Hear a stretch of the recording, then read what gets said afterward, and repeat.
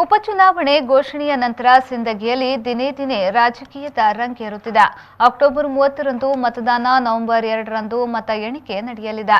ಸಿಂದಗಿ ಶಾಸಕ ದಿವಂಗತ ಎಂಸಿ ಮನಗೂಳಿ ಅವರ ನಿಧನದಿಂದ ತೆರವಾದ ಸಿಂದಗಿ ಕ್ಷೇತ್ರಕ್ಕೆ ಉಪಚುನಾವಣೆ ನಡೆಯಲಿದೆ.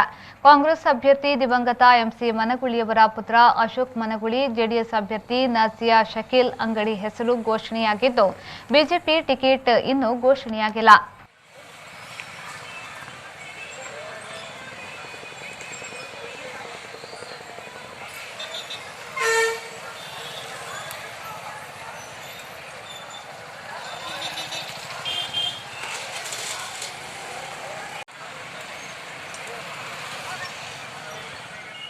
ಕ್ಯಾಮರಾಮನ್ ರಜಾಕ್ ಜೊತೆ ಕಾದರ್ ಪಾಷಾ, ಮೇಲಿನ ಮನೆ, ವಿ4 ನ್ಯೂಸ್, ಸಿಂದಗಿ.